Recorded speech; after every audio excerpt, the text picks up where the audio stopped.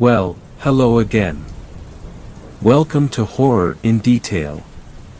Today we are going to share Wendigo horror stories. First story. This story was shared by you/bloody_Valkyrie. The hunt for a Wendigo. Ever since I found out about Wendigos, I've been obsessed with them. They're mythical creatures that are rooted in the Algonquin-based Native American folklore. They have heightened senses, they're extremely fast, unnaturally large, and strong. These are all advantages that help them stalk their prey. I'm so intrigued by them because no one knows if they actually exist. I've spent hours researching about them. I know pretty much everything about them. The Wendigo is pretty much the embodiment of gluttony, always consuming yet never satisfied. They're always at the point of starvation. I've read about so many skinwalker and Wendigo encounters, but no one actually knows if the stories are true, so neither do I. That's why Rose, Charles, and I made a group for hunting mythical creatures. We go out into the forest sometimes to look for the creatures. We haven't had any luck yet. I love to talk to my grandpa about them, and hearing his stories about them are always the best. Every time he tells me a story, at the end of it he says, "Don't go near the northern forests of the Atlantic coast and Great Lakes region of the United States and Canada." The thing about this is that I am too curious, and I live near the forest he talks about. It's 25 minutes away walking distance. I know my way around the forest because of my map, and it's so close to my house. I've been there before with my friends, but we've never been that deep into it. The doorbell rings as I get a message. I open my phone. The message says, "I'm here." I walk downstairs to the front so I can open the door. As I look through and open the door, I see Rose and Charles. "Hi," said Rose eagerly. Charles groans, "Hey, are you ready yet?" "We just walked here to make sure that you were ready," Rose added. "Yeah, come inside really quick, I have some stuff I need to grab," I insisted. Rose exclaimed, "I got a new tracker this weekend." "Is it actually a good one this time?" Charles murmured. Rose states sarcastically, Yes, I would totally buy a broken tracker." "I'm messing around with you, geez," Charles snickered. We all head out of the house and in the direction of the forest. About 30 minutes later we make it to the edge of the forest. I take a deep breath, looking into the slight fog and menacing atmosphere of the viridian-tinted forest. Minutes passed until I broke my eyes free before entering the forest. This time the atmosphere was different. It was so thick, eerie, and it felt alive. I've never actually believed that I would encounter a Wendigo. We just enjoy going exploring and pretending that we'll run into it. We walked through the forest for what felt like hours. I knew it was the deepest we've ever gone in, and I had lost where we were on the map. Rose flustered with concern, "Hey, we've been walking for hours. Are you sure you know where we're going or how to get back?" "Yeah, don't worry, Rose, I have my map and compass with me." We came into the forest from the west and were heading north toward the caves, I reassured. Everything looks the same around here," Rose scolded. "I mean, they are all just trees and bushes," Charles smirked. We walk deeper into the forest as dusk falls upon us, the golden-pink horizon illuminated over the forest, leaves and shrubs creating beautiful shadows. We walked for a little while until we stumble upon what looks like a slaughtered animal. All we see is red, blood red. The cedar trunks of the trees, the mossy green ground, the evergreen shrubs. Those colors were no longer vibrant greens, only objects doused in blood. I can't believe my eyes. There was no words, just silence. I couldn't tear my eyes from this gruesome mutilated mess of whatever it was. Could an animal really do something like this? I questioned if we were alone in these woods. Minutes pass with terror in our bones, dead silence, no animals in sight, not a single sound carried through the forest as the sun falls behind the horizon. Until I hear a few branches breaking from in front of the bloodbath. I look ahead of the mess into the darkness only to see two bright frosty-colored eyes peering into my soul from within the obsidian-shaded forest. More branches break through the forest ahead of us, approaching closer, slowly stalking us in the darkness. As I look closer at this horrendous monster's outline as it approaches, I see something hanging from its mouth. I think that it's a hunk of flesh, but I can't make it out. I fix my gaze towards its hand and I'm instantly filled with terror. I knew what this was. I see a hunk of flesh in its mouth, its unnaturally long and bony fingers are gripping onto a human head. It was the thing I've been looking for. I can't believe it. I never thought I would actually run across one of them. That face, the abnormally large body with skin stretched across all of its bones. I knew right then and there I had to run. I had to run for my life. It was now or never. Ah! Rose squealed as she realized what was in the forest with us. I turned around as fast as I could. My friends and I started running for our lives. Shortly after, I could hear it intently chasing after us. Branches snapping behind us as we run with no direction. The Wendigo lets out an inhumanly screech. My heart is pounding as we all hide, hoping the creature doesn't find us. We're all so exhausted and out of breath, yet trying not to move or make a sound. We listen closely as we hear cracking of twigs inching closer to our vicinity. That's when I heard the most eerie sound in my life. Not too far into the woods, I heard a soft voice of a little girl asking for help. "Help, please, someone come help me," pleaded the small girl. It can mimic voices. What is this? I mean, there can't be a little girl out here this deep in the forest all by herself, right? Without hesitation, Rose jumps out of her hiding spot and goes to try and help the small girl. "Hey! Little girl dash," Rose murmured. Within second of her speaking, I hear her vocals cut out and I heard nothing else but the horrific sounds of something I couldn't even imagine. I look out from my hiding spot to see Rose completely mangled and her blood all over the soil. I couldn't believe it. Why did she do that? She knew it was after us. I can't help but stare, and my friend is just gone like that and I couldn't even help her. I'm so sorry, Rose. We should have never come here. I brought you here and I never should have done that. Hey guys, you can come out now, it's safe. The monster ran away, Rose reassured. Oh my. Rose. How could it do this to us? It stole her voice and now it's trying to lure us out. These things are sick. I heard what that thing did to her. She can't be alive. There's no way I could let it trick me like this. I look hastily at the creature from my hiding spot as I wait for my opportunity to run out of this place for good. It felt like I must have been waiting there for hours, waiting for this thing to leave because it knew we were hiding somewhere there. Through the dark, ominous forest there was stray beams of light and laughter approaching.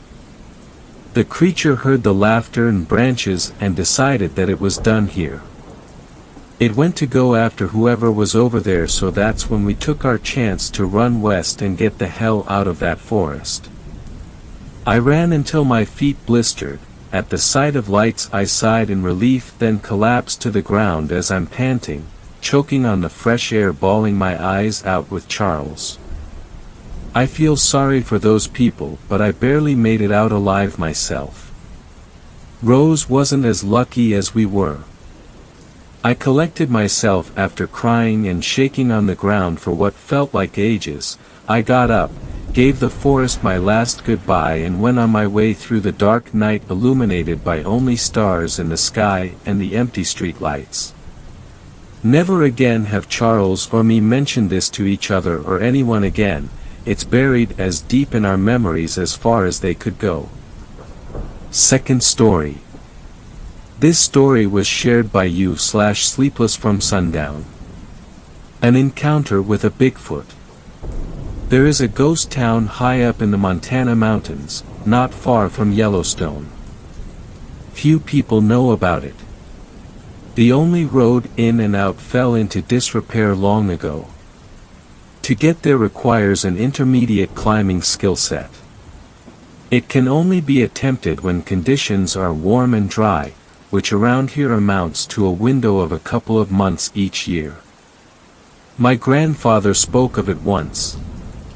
The story lacked detail, the particulars lost in the fog of memory, and Pop was never one to embellish once his recollection failed. It was a story he heard as a boy. Of a silver mine up in the mountains. Of a creature that called the forest home. It was no bear. It was no wolf. Whatever it was refused to share the land with the miners and the fledgling town built to support them. What followed was a massacre. The survivors abandoned the town and never returned. Last summer, Taylor and I hiked and camped for a week within Yellowstone National Park. We lucked out with the weather. We went off-grid and loved every minute. The last night, beside a whispering fire, we promised we would do it again. As the firmament above turned about the North Star, I told her about the ghost town. She breathed the story in. That's where we would go. A harsh winter is rendered tolerable by the promise of spring. It was the summer, though, that held my attention. A long break from school and a week in the mountains. It is a rare treat to do precisely what you most desire. The warmth of the sun brought with it an unbridled giddiness.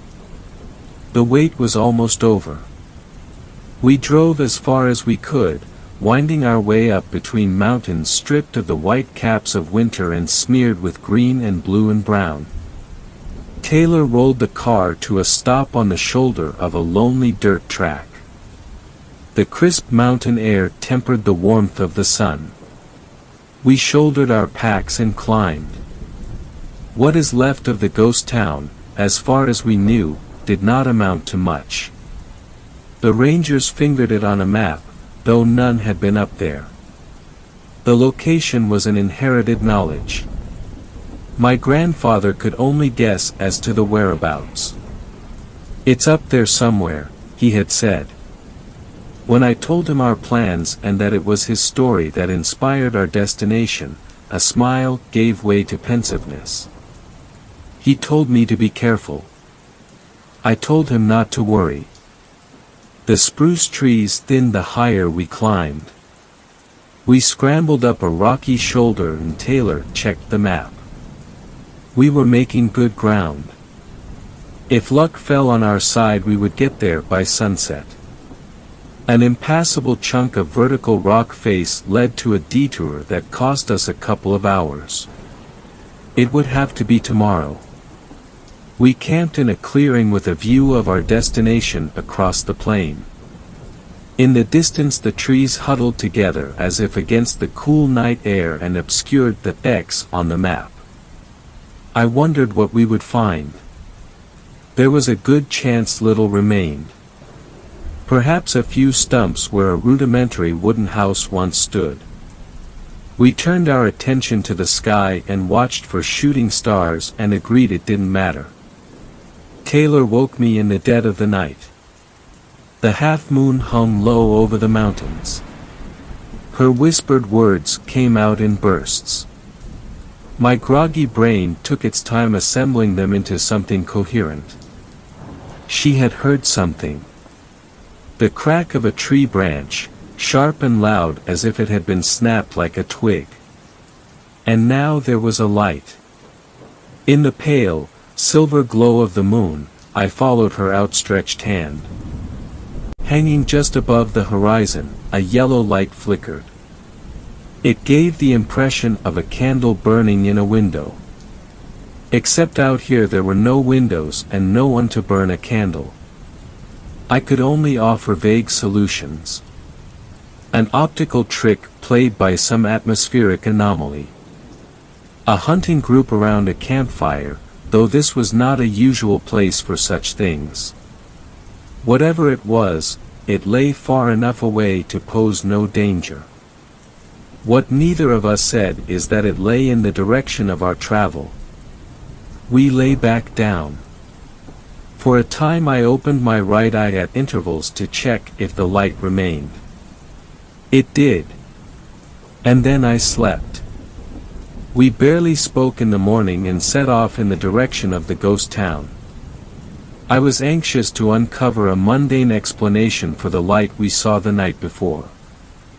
The remains of a campfire, or some hermit living alone up in the mountains. The way Taylor kept her eyes on the trees ahead told me she was thinking the same. We entered into the thick patch of forest. The trees grew close and blocked the sun. Stray branches scratched at our bare legs. The ground undulated and I found myself instinctively following it down, and soon I was disoriented. Taylor took out the map and the GPS. Inexplicably, the GPS gave no signal and she turned her attention to the map. I ventured forwards until my boot stubbed against something solid. After a glance down I jumped back. A wooden stake driven into the hard earth. It had cracked about a foot above the ground, and whatever once had been above I could only guess at. But then more emerged from between the trees. To my left a clearing full of them. Wooden crosses arranged haphazardly, dozens of them. I called out to Taylor, my voice thin and small. I stepped through the cemetery, careful not to step on the ground directly in front of any cross, an old superstition difficult to kick. The crucifixes were rudimentary, simple planks of wood. Some were overtaken by rot, others preserved well enough to read an inscription across the horizontal member. Names and dates. The congregation in the back corner contained no less than 6, all with the same date. December 7, 1891. The massacre of my grandfather's story, I thought. Probably cholera, Taylor said, voicing her own explanation. If there is anything left of that town, we must be close. Beyond the cemetery the spruce thinned and the ground rose.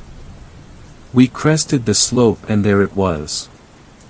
The remains of the town stood on a plateau of hard earth. A few of the wooden houses remained as complete structures, the timber warped and cracked and bleached the color of the ground. A few more were relieved of roofs and parts of walls, leaving a fragile relic of what had been. My eyes swept up the sloping mountain beyond, where a rusted red limb of mining equipment poked above the rocks. Taylor approached the closest house and pushed the door. The gentle force tore the door from its hinge and it slapped against the dirt interior of the house. Needles from the surrounding spruce littered the floor. She ventured inside. I lingered on the outside and examined a pair of grooves in the timber siding. Weather had worn the edges. I ran my fingers down them and wondered what could have made such marks. "This is cool," Taylor said. She was right. Some of the houses contained old tables and chairs and bed frames left behind before the move back down the mountain. We found little else save a lone glass bottle half buried in the ground. We dumped our gear beside the house closest to the cemetery and set about scaling the rock in the direction of the mining equipment beyond. We found a crude staircase cut into the rock and powered to the top. What remained of the mining equipment amounted to an A-frame with a bucket on rails to extract the dirt and a few abandoned picks. A shaft cut into the earth and was soon swallowed by darkness. We could only guess at the depth.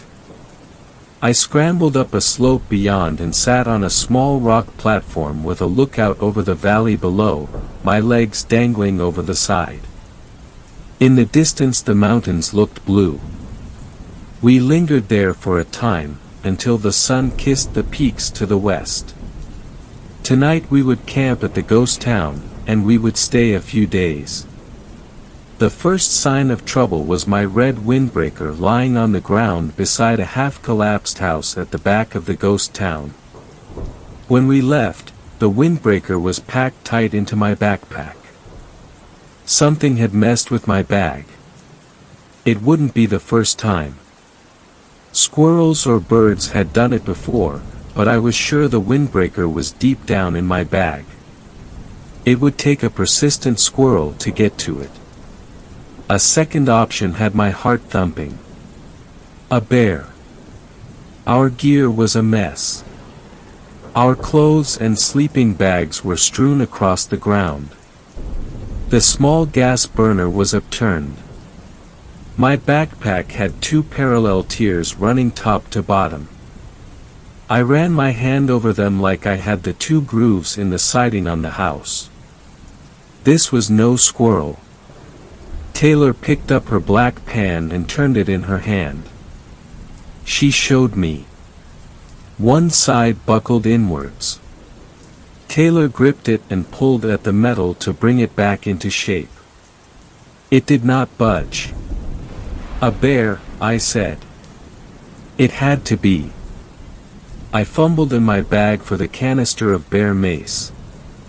My muscles tensed and my hands worked frantically until I found it, stored where I had left it. At least we still had that.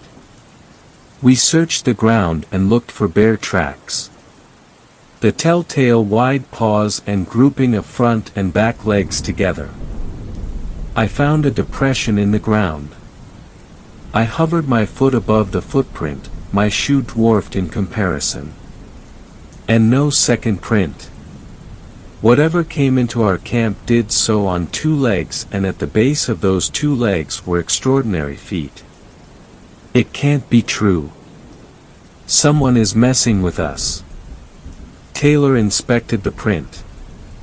Neither of us had ever seen anything like it. I looked west and the sun was already gone, the sky turning a shade of orange at the horizon. Light would fade fast. We had few options. Whatever it was that had been here was not here now.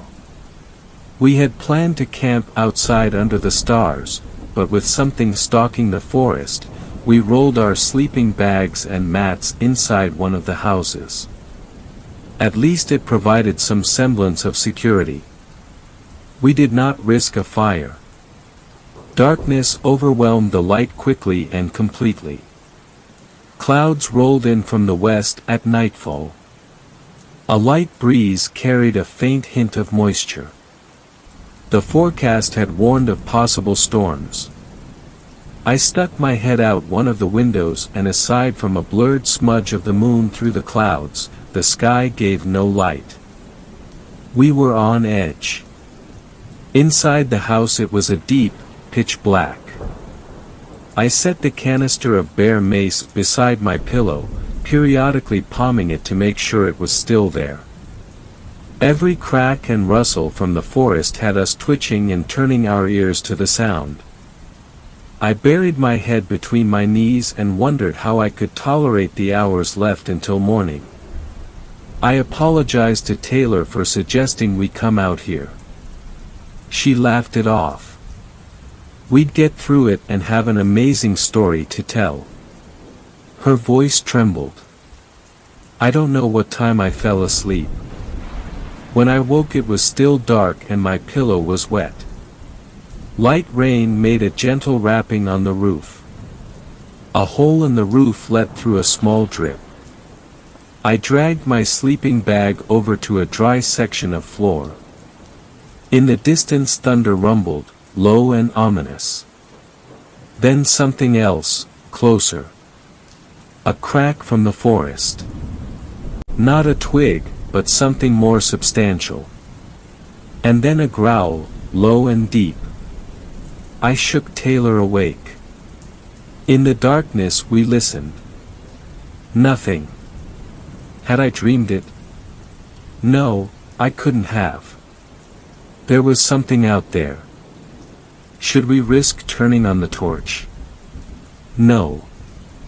We had to be quiet. I closed my hands around the bare mace. The drumming on the roof intensified. The drip of the leak in the roof turned to a constant dribble. A flash lit up the sky, and on its heels a clap of thunder that shook the flimsy structure we had chosen as our protector. The door flew open. I let out an involuntary scream. In the strengthening wind the door flapped back and forth, rapping on the wall. I froze in place, fear rendering my muscles useless.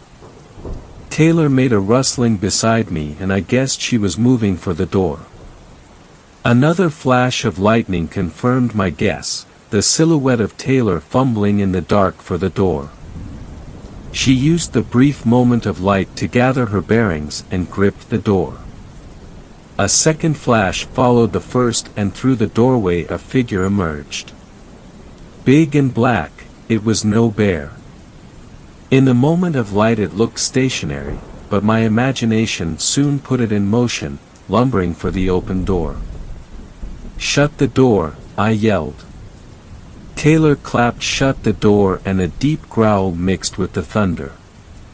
"Help me," Taylor screamed. Her voice shifted my brain into gear. I jumped up and scrambled forwards and fell into the door. I braced my legs and pressed my shoulder against the old and cracked timber. "Did you see it?" I asked. "Yes." "What was that?" "I don't know." Guilt flooded my brain. It had been my idea to come out here. I had pushed for a second summer in the mountains. Taylor could have joined her college friends in Mexico. This trip had been, at least in part, a sense of duty for her. I thought of the cemetery and the dozens of graves. The 6 on a single day. The scratch marks on the house made by a powerful hand. The stories were true, at least in the important details.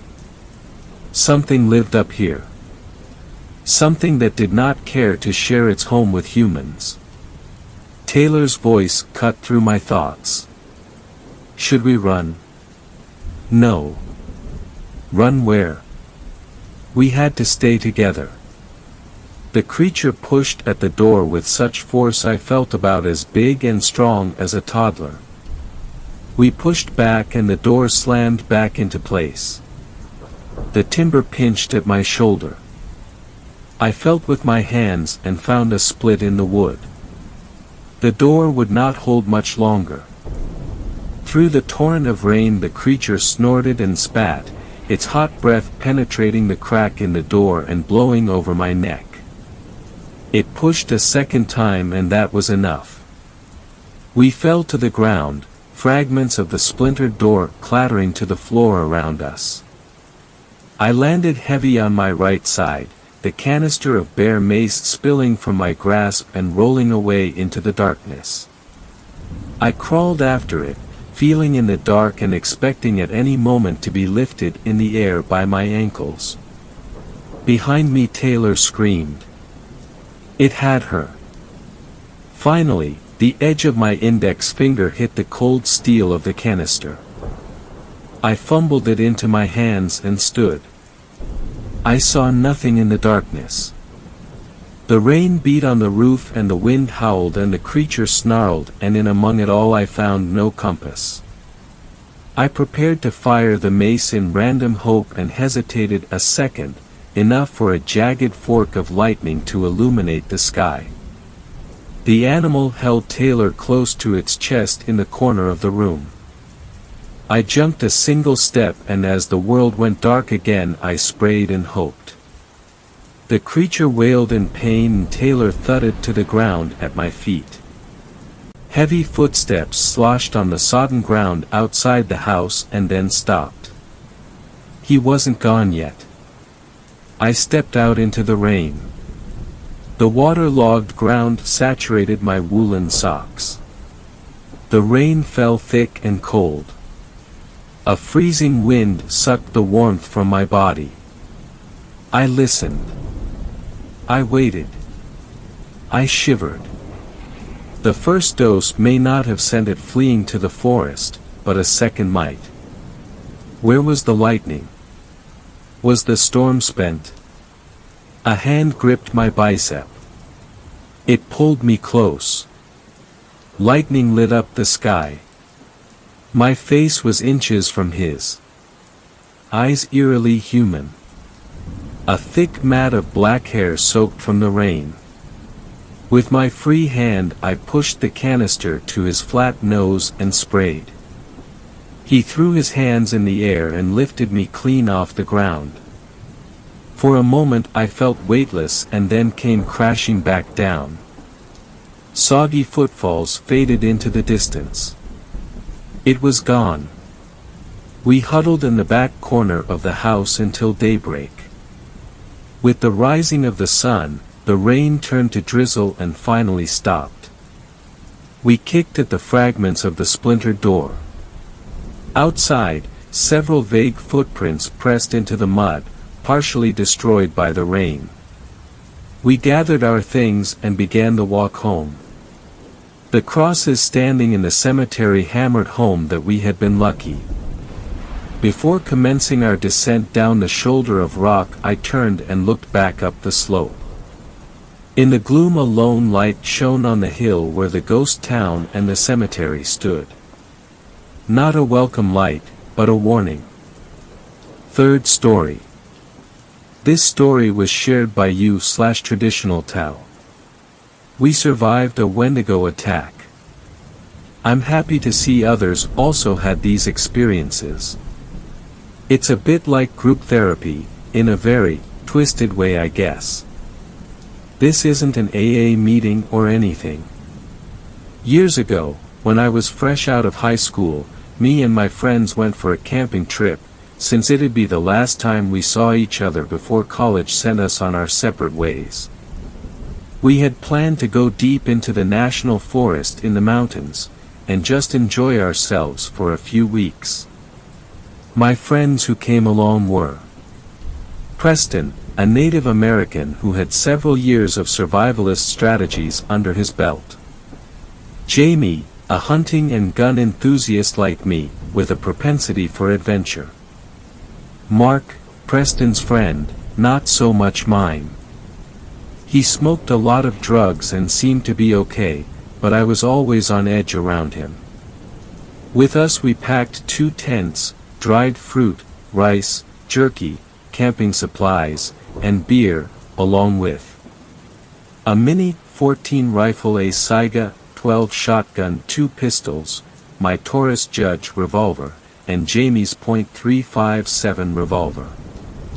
We packed all of this into my battered BMW station wagon, with me being the driver. Stopping at a car park, we loaded up our gear on our backs and began going deep into the forest. The first day was uneventful. Preston found a good clearing for us to settle at. We set down our gear and set up the tents while Preston got to work with a cook fire. I was always good at setting up tents, so this wasn't a problem for me. Within 20 minutes, we had set up the basics of camp. I cracked open a beer and sat next to Preston, who had created a roaring fire. I smiled at him. "I'm gonna miss you, man." I patted his back. "Me too." "Let's enjoy this," he responded. Jamie and Mark were carrying on, exploring the surrounding area. At the time, I could have sworn I saw a pair of green eyes and antlers looking at me. I would come to regret not asking Preston in the coming days. I tried to forget as we sat down to dinner that night. Campfire curry, a mix of curry spices, frozen chicken we brought and prepared, and a few vegetables, along with a small pot of rice. As it was the first night, we ate all of our perishables. It was tasty for sure. Then, like we were kids once again, we roasted marshmallows and made s'mores. It was truly a very fun time, for sure. If only it would have lasted. That night was uneventful as well. I slept like a baby, and Preston, whom I shared a tent with, didn't seem to be bothered at all.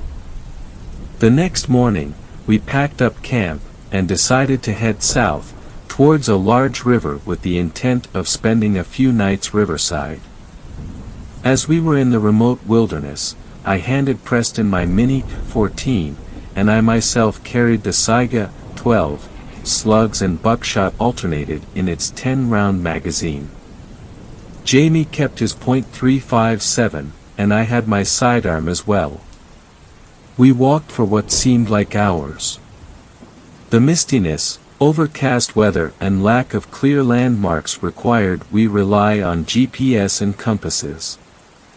As we headed south, I saw the look on Preston's face. He looked worried. "Preston, what's up, man?"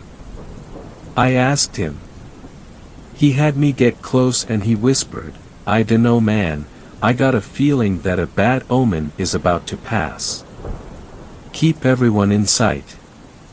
I'll listen for anything." As he said that, we heard what sounded like a distant whooping noise. All of us looked around. In the distance behind us, I could have sworn I saw something shambling. It was too far to shoot with my shotgun, so I pointed at it and told Preston to shoot. "Shoot that thing." 3 shots from the Mini 14, and the smell of freshly fired ammunition filled my nostrils.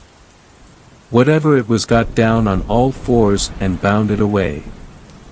"What was that?" Mark asked, shocked. Preston swore up and down in his native language, before he finally said, "That, my friends, is something truly evil. We need to hurry to the river."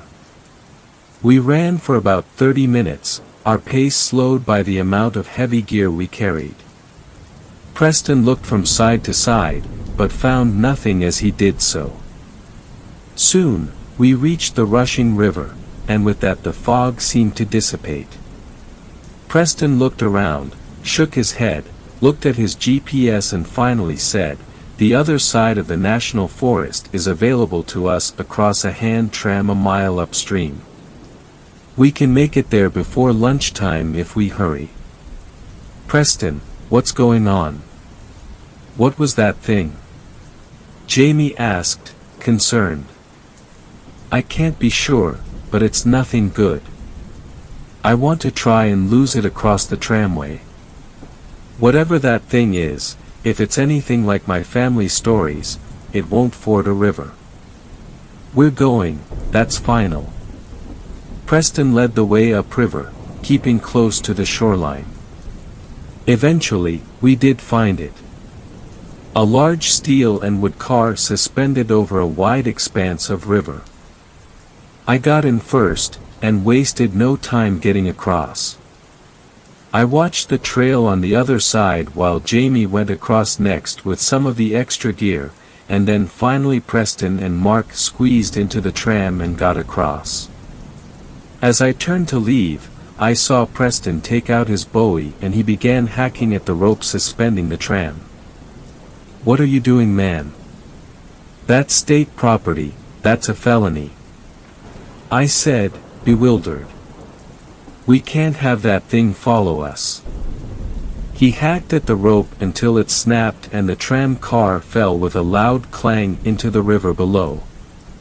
As we left and started heading east, I could have sworn I saw those green eyes again, but just for a moment, watching us. We made camp at a clearing on the edge of a hills-wide ridge. It gave us great views and visibility, but more importantly, as Preston stated, we can see anyone or anything coming. As he sat and made the fire he said, "We're doing watch rotations. That thing, I am genuinely afraid of it. I bet it's just a bear, Preston. Too many family stories." Mark guffawed. As I said previously, he was Preston's, not my, friend. I took the second watch, after Preston cooked a meal of rice pudding. I had no trouble staying up. Then Jamie. I sat up and talked with him for a while. He worried a little, and he expressed that he wanted to go home. I know what you mean, dude. This is too creepy. Mark took the last watch, my shotgun propped up next to the tent in case he needed it, or so Jamie told me. When we got up the next morning, Mark had disappeared. Immediately, we questioned Jamie, whose story checked out. He saw Mark up and watching. We waited, Preston reigniting the few vapors. He also pulled out a small can of pine tar and began making torches. "What are they for, Preston?" Jamie asked. "I'm sure of it, we've got a Wendigo." Preston replied. "A Wendigo? The fuck is that?" I replied. "A cannibalistic demon with green eyes, a deer skull for a head, and a thirst for human blood. They're also like skinwalkers, you know, like in True Blood. At the time, the TV show was popular." He explained. I became very scared, so that grabbed Mark and ate him. We'll wait for Mark for a few hours. Keep the guns locked and loaded. Do not let him approach within 200 feet of the campsite. I'm going out for a bit. You're crazy, Preston. I protested. He whispered in my ear, when I come back, ask me my favorite sailor. It's Saturn, for the record. He then approached Jamie and told him something that I knew I wasn't supposed to hear.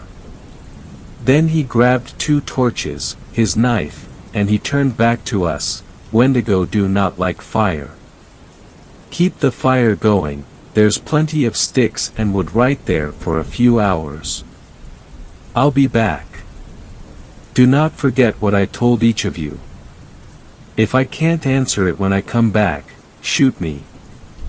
As he disappeared into the forest, I sat with Jamie, back to back. He had my Saiga, I had my Mini 14. For hours, we heard various sounds in the forest, including those whooping noises, the sound of what sounded like Mark, and what I thought was the sound of a distantly beating drum. By afternoon, we heard rustling in the forest, and none other than Preston returned, dirt smeared on his face, and a makeshift drum under his arm, with 1 torch left. He stopped short of the campsite when I raised my gun at him. What's this about, guys? It's me, Preston, he said. What is your favorite Final Fantasy protagonist? Jamie asked. Squall, of course. Jamie lowered his gun. What is your favorite sailor? I asked slowly and deliberately. Saturn, of course. I suppose this means Mark is still missing, yes, he responded. I lowered my gun and said, come on up, dude. And yeah, we heard whooping noises but no sign. Preston averted his gaze, it's hunting us. I confirmed the tracks, and my little serenade in tribal chants caused it to at one point come and look at me. How did you get away? I asked. I chased it with fire. They're afraid of it, remember, he responded. Do guns harm them? I asked slowly. It can injure them, but you really need fire or silver. We only have fire, as usual. We're going to burn one of the tents and drop some gear. We're going light. We're heading to the highway. It's 35 miles to the east, but we can get there over 2 days. But we'll need to double our night rotations. And if you see anything that looks like Mark, he's dead, guys. I'm sure of it. Preston responded. I was very afraid at this point. The sinking feeling that my idea could have gotten everyone killed. I took charge. We will do 15 miles today, and 20 tomorrow. We will hitch a ride back to the car. We'll burn our trash as we move. We'll burn the tent tomorrow morning. Let's go, now. We hastily packed what we could carry, and burned much of our non-essentials. We hurried throughout the afternoon and early evening, running when we could and walking as quickly as we could. The whooping call continued to seem to follow us at a distance. I didn't, however, see antlers or green eyes when I looked back. Eventually, we found a clearing that was decently sized, had good visibility and sticks. We hastily gathered firewood, all staying as a group, and we pitched camp. That dinner was cold jerky and dried fruit. Preston was unwilling to attract attention from smells, but he did create several pine tar torches and set them at the outskirts. We didn't say a word, but me and Preston took the first watch. Then Jamie and Preston, then me and Jamie. This continued every 2 hours until the daytime. As day broke, we heard screaming. Mark's voice came from the woods crying for help. Preston shook his head. It got him. We can't do anything about it. We burned that tent, and continued traveling throughout the day. I could see it, today, though. It didn't bother to hide itself by noon. The Wendigo was about 7 feet tall. Its limbs were blackened, 2 glowing green eyes set into a deer's skull with antlers. Soft whooping noises. It kept its distance. I pulled my revolver, and aimed at it, about 250 feet away. Firing, I hit it in the chest. It barely flinched. The thing turned and stared at me. Preston began to shout at it aggressively in his native language.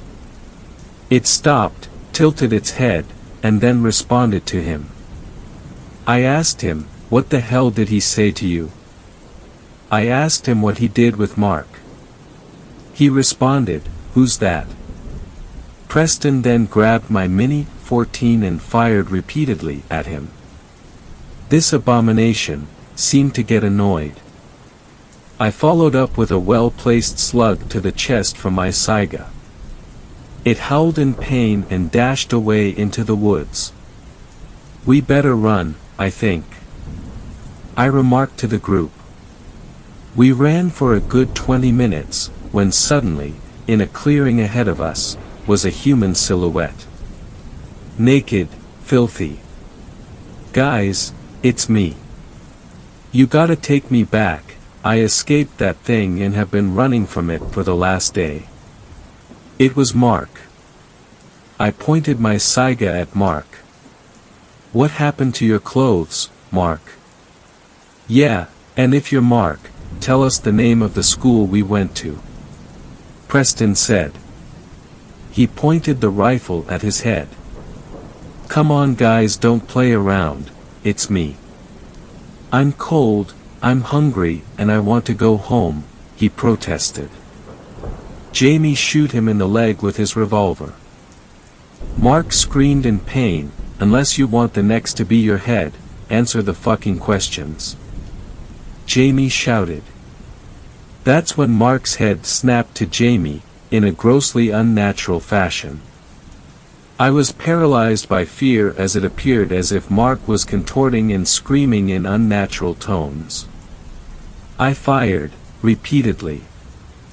All remaining shells in the magazine. It just seemed to shred the upper skin. Putting that on my back, I remembered, Wendigos hate fire. I grabbed my lighter and a can of bug spray, and I dashed at the thing that was once Mark, spraying it with the fire from my makeshift flamethrower. As I burned it, Preston laid down 2 entire magazines into it and then dumped the rest of his pine tar on it, and Jamie emptied his revolver. When it finally stopped screaming and moving, we were left with a mutilated and charred corpse, half Mark, half Wendigo. We all threw up. Preston began to butcher its corpse and said, "I've got to destroy the corpse. It's only right that I do this." For an hour, Preston burned and cut up the corpse, then cut the heart out. He put it in a plastic bag and then shoved it into his jacket. It took us another few hours to reach the highway. Preston sat and began to cry on the sidewalk as Jamie kept the hitchhiker thumb out. I sat next to him and asked, "What are you gonna do with the heart?" I had to take it to the reservation. There, my elders have to know these things are still out there. And we need to protect those from these monsters. He clenched his fist, "I'll wipe them out by myself if I have to. For Mark." By evening, a sympathetic farmer stopped and let us ride his bed into town. From there I paid for a cheap motel room, where we breathed a few sighs of relief. The next day, we returned to my car. Thankfully, it started, and we left the area around the forest easily. I didn't talk to Preston for several weeks after that.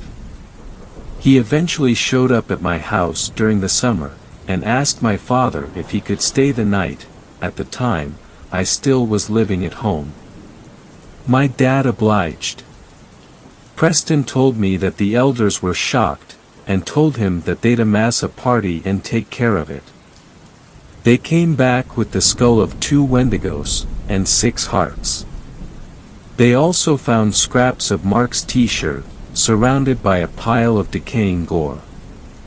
To this day, Preston, Jamie and me have had a pact to never tell anyone about the horror we witnessed. I only break this pact now, years later, and because we can safely say that this is behind us, for the present. My advice: if you hear whooping noises and see green eyes and antlers, run or fight it with fire. Guns can cause it pain, but only fire or silver can kill it. I pray that the abominations are wiped out one day, but I know in my heart that won't happen. 4th story. This story was shared by you/Darkraven. I think I have a Bigfoot problem. Throughout the days we take our 2 dogs outside to their kennels so they can get out of the house for a while and run and play and such.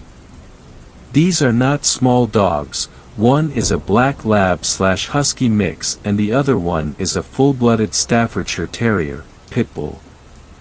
The kennels are placed at the edge of the yard near the woods. These woods are big, large enough to take a day to go hiking through them. Lately, when it gets dark, the dogs seem on edge. They will bark and whine toward the house to come in. At first, I figured they just wanted to get back into the house, but now I'm thinking they're actually scared. 3 nights ago when I went to get them it was already dark, but we have a security light, so it isn't pitch black or anything. I got to the front of the first kennel and noticed both dogs were being quiet. They always bark at me excitedly when I go to get them, but they were dead silent. This weirded me out a little, but not to the point of being scared. I will admit that there was a certain uneasiness in the air though, something I can't explain, but it sort of felt electric, like I was about to be shocked. The longer I was there, the more uneasy I felt. I started getting the first dog, the lab, out and heard a heavy snap in the woods near the kennels. I froze, the dogs froze. By this time I was so on edge that if someone had spoken I would have jumped, screamed, and possibly ran. The creepy feeling in the air just kept getting thicker. The lab had her bushy tail stuffed underneath her and was whining. This didn't make me feel any better. The pit bull was as far away from the woods as she could get, whimpering for me to come get her. I can only take one dog in at a time because they get too excited and will sometimes try to fight, so I avoid that at all costs. I felt so bad leaving the pitty there by herself, but I had to do it. As I walked away, she barked this high-pitched whining type of bark at me that I have never heard her do before. The lab couldn't get to the house quick enough. I went back for the other one and dreaded every step as her door is right at the base of the woods. I would have to turn my back to the woods to open her door and get her out. The air felt heavy and stale, with an unpleasant smell, like a dead skunk, as I approached the kennel. Another snap and I was about ready to run for it, but I didn't want to leave my dog, who had her head down defensively facing the woods. I could barely make it. To be honest, it felt like trying to walk through water. I was terrified by the time I reached the door. I heard heavy breathing behind me as I got my dog out. She was scared too but started growling behind me. I was frozen in place. The breathing continued for a minute before I heard steps started coming toward us. We both took off at the same time. A terrifying scream came out of the base of the woods. I didn't dare look back, I just ran. My pity pulled me all the way back to the house. I got in, flipped off all the lights and stared out the window at the woods. I could see something moving slightly, but just out of the light. It moved back and forth for about 5 minutes, then disappeared. It took me forever to fall asleep that night because I was so scared that every little noise freaked me out. The next night I went to get the dogs earlier, right around dusk. I thought all was good until I was getting my pitty out. A huge snapping sound, like a tree branch had just been snapped in half, rang out. It sounded pretty far away, so I just hurriedly got my dog and started toward the house. A few steps away from the kennel I heard something big start charging toward me from inside the woods. We ran again and it appeared to follow for so long, then retreated back. Now, every night since then I hear sounds coming out of the woods like branches breaking and being thrown around, knocking on trees and roaring. I am absolutely terrified. I no longer even take my dogs down, I just take them for walks during the day and make sure we are all in before dusk. I don't know what to do. I'm thinking about buying a gun but I'm not sure it will help. 7th story. This story was shared by you/with love in her eyes. I know where black-eyed children come from. When I was a kid, my little brother and I visited my grandparents in Tahlequah, Oklahoma, every summer. It was a pretty boring town. As the capital of the Cherokee Nation, most recreational activities were related to the culture and history of the Cherokees. The last summer we spent there I was 11, that age between wanting so badly to be seen as a teenager, but still finding enjoyment in Bratz dolls. My brother was 8 and wouldn't settle down, unless he had his Nintendo DS. I didn't dread visiting my grandparents, like many children do. Other than the cultural shock that came from leaving our home in LA to the relatively small Oklahoma town, I loved spending time with my grandparents and so did my brother. They spoiled us with toys and ice cream. On a Thursday afternoon, my little brother and I were playing at the elementary school across the street from my grandparents' house. If you've ever been to Oklahoma, you probably know how quickly the weather can change. It's not uncommon for it to snow one day and be in the 70s the next day. This day went from sunny to cloudy, extremely quick. It didn't begin raining or lightning, so my brother and I continued to play, but these weren't normal clouds. They looked heavier and thicker. They were almost black. I'm still not sure if the clouds were some sort warning for what was about to happen, or I'm just trying to connect things. A girl who was probably 9 or 10 showed up at some point. She didn't have parents with her, but it was a fairly safe town and not uncommon for kids to walk around. She introduced herself as Ally. She was blonde and blue-eyed, but began enlightening us with old Cherokee ghost tales.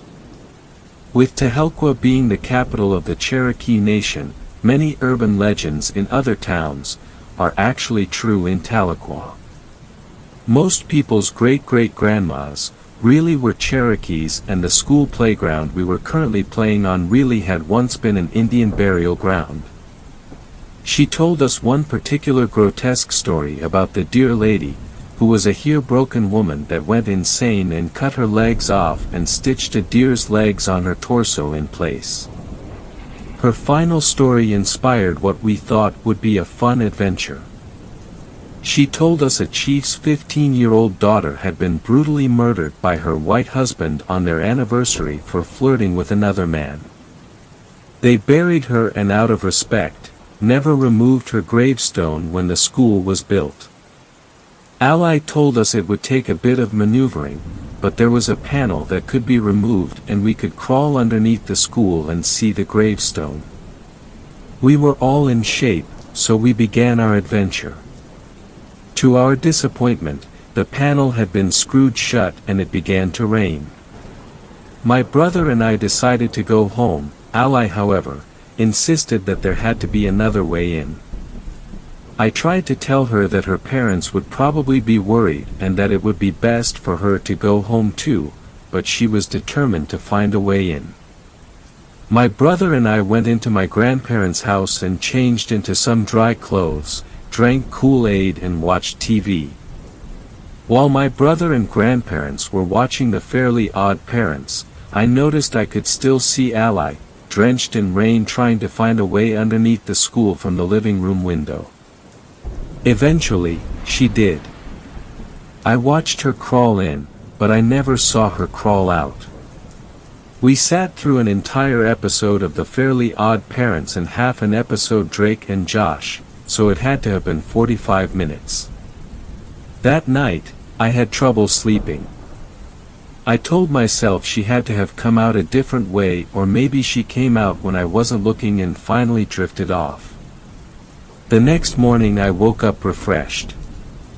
I was certain Ally had found a way out. My grandparents took us to the carnival and to Brahms, the local ice cream shop. It was 6 o'clock in the evening when we got home and my grandma began cooking supper, while my grandpa took a nap. My brother and I were kids though, and still had lots of energy left. So, we went across the street to play some more and our grandma told she would call us when supper was ready. I told my little brother that I had seen Ally go underneath the school and asked him if he was up for an adventure. He agreed and I went to the panel that I saw Ally loosen. I loosened and crawled underneath the school and my brother followed. The reaming daylight flooded into the basement along with us, providing us with just enough light to see things directly in front of us. The ground was cold, wet dirt, and there were many pipes and old basketballs to crawl around. I immediately spotted 8 to 10 headstones, though. The first one was directly to the right of my brother and I, but the name was too faded to read. I was feeling kind of creeped out that Ally had been right and we were crawling over a bunch of dead bodies. I probably would have left, but my brother didn't seem afraid at all and I wanted to seem braver than him. So I crawled to the next stone. This one read, Andrew Cummings, and had a birth date of 1890 and death date of 1902. There was one to the left of it that read, Allison Cummings, and had a birth date of 1893 and death date of 1902, also. This freaked me out even more, and made me think of Ally, who had the same name and looked about the same age, as the dead girl several feet below me. My brother suddenly shouted, "Look! Something in the corner just moved." Before I could tell him that we should leave immediately, he shoved me out of the way and began crawling incredibly fast to the corner furthest from us. I could clearly see a couple of large figures moving, but couldn't make out much else. "They're probably just dogs, let's go," I told him.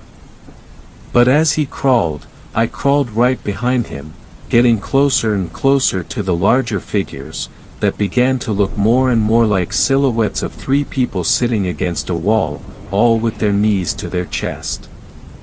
When they came into clear view, my brother turned around and crawled underneath me. I held him close to my chest. We were bothered, terrified. The first girl was clearly Ally, except she didn't look as lively as she had looked yesterday. She wasn't smiling and her hair was stringy. Next to her was a boy, who looked close in age to me and had no hair at all. He wasn't smiling either. Then there was a girl who looked more normal than Ally or the boy. Her skin was dark and her hair was so long it bunched up at the ground. She looked like she was about 16, but her facial expression was the scariest. It was one of absolute despair. The scariest part about all of them was their eyes. I could see my brother's eyes glowing, but none of their eyes glowed. It didn't even really look like they had eyes, just pits of darkness. Ally smiled and said, "Thank God, you guys came." The other two laughed. "Yeah, well, we're going to be leaving now," I said, trying my hardest to sound casual and not scared. All three laughed and the other girl spoke up, "No, you're not." Her voice had a confidence that mine didn't. I pushed my brother in the direction we came in and he began quickly crawling away. I heard my grandma calling out to us and called out to her to help us. All three of them suddenly stopped laughing. Ally suddenly looked scared. She said, "Leave right now and never tell a soul you saw us. You got lucky." We didn't have to be told twice and quickly crawled out. At dinner that night my brother and I chalked up our silence to it having been a long day and us being tired. We never played at the playground across the street again and rarely talked about the incident. 5 months after we left, my grandparents were murdered in their own home. A neighbor had said she had seen my grandma let 3 children into their home the day of their murder. A bald boy, a blonde girl, and a dark-haired girl. Cops were never able to find any leads and the case was eventually closed. Neither my brother nor I plan to visit Tahlequah or even Oklahoma ever again, but I know that it doesn't matter. I'm certain that one day they'll show up on my step too. I know I'll tell them to go away and I can only hope that will be enough. Thanks a lot for watching the video till the end. Subscribe to our channel Horror in Detail. Drop your opinions/suggestions in the comments section, and like the video as it helps with the YouTube algorithm.